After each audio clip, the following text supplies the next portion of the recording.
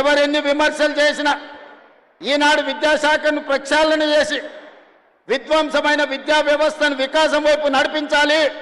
KG నుంచి PG వరకు అద్భుతమైన విద్యను పేదలకు అందించాలి.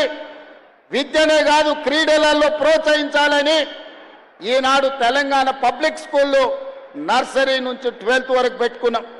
ఇదే కాదు ఈనాడు young India integrated residential schools ప్రభుత్వమే తెలిసో తెలియకనో ఎస్సీలను ఒక దగ్గర, ఎస్టీలను ఒక దగ్గర, బీసీలను ఒక దగ్గర, మైనారిటీలను ఒక దగ్గర, మిగతా వర్గాలను ఇంకొక దగ్గర హాస్టళ్లు పెట్టి చెప్పకనే కుల విభజన చేస్తున్నారు. మన మధ్యలో కులాల మధ్యన గోడలు కడుతున్నారు. నేను ఆలోచన చేసిన కుల వ్యవస్థ నిర్మూలన జరగాలంటే ఈ అడ్డు గోడల్ని కూల్చాలని young India integrated residential schools ప్రారంభించి SC, ST, BC, minority, upper caste అందరినీ 500 మంది విద్యార్థులను 2500 మంది విద్యార్థులను 25 ఎకరాలలో అద్భుతమైన ఇంటిగ్రేటెడ్ రెసిడెన్షియల్ స్కూల్స్ని డిజైన్ చేసినాము. ఈరోజు నిర్మాణ దశలో ఉన్నాయి, తొందరలోనే పూర్తయితాయి. ఇలా చదువు ఒక్కటే కాదు, స్కిల్స్ ఉండాలి. ఈనాడు ప్రపంచంలో వైట్ కాలర్ జాబ్లు ఏఐతో పోతున్నాయి. ఈరోజు బ్లూ కాలర్ జాబ్లు సృష్టించాలి అని అంటే శిక్షణ నైపుణ్యం ఉండాలి, వృత్తి నైపుణ్యం ఉండాలి. అందుకే ఈరోజు యంగ్ ఇండియా స్కిల్స్ యూనివర్సిటీని ప్రారంభించుకున్నాం. మన భారత్ ఫ్యూచర్ సిటీలోనే యూనివర్సిటీ తయారవుతుంది. డిసెంబర్ 9 నాడు ప్రారంభించుకోబోతున్నాం. ఇప్పటికే 1000 మందికి శిక్షణ ఇస్తే 1000 మందికి ఉద్యోగ ఉపాధి అవకాశాలు దొరికినాయి. అదే కాదు, ఇంతకుముందు నేను వస్తున్నప్పుడు స్పోర్ట్స్ గ్రౌండ్లో పిల్లలు కనిపించారు.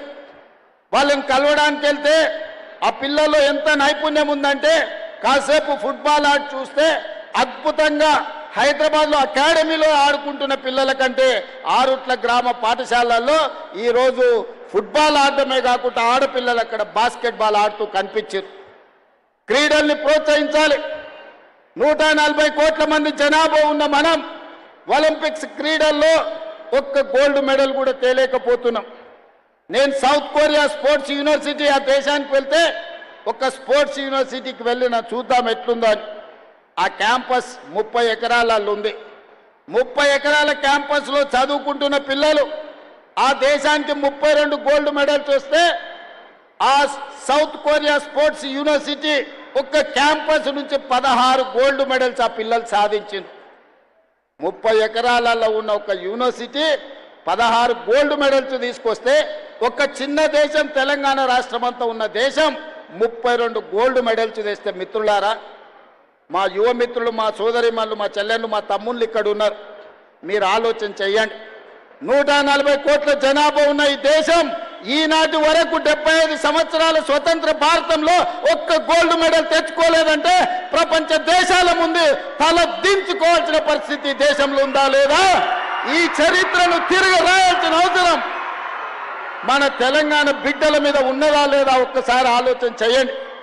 అందుకే ఈనాడు ఎవరు విమర్శించినా ఏమనుకున్నా సరే అని యంగ్ ఇండియా స్పోర్ట్స్ యూనివర్సిటీ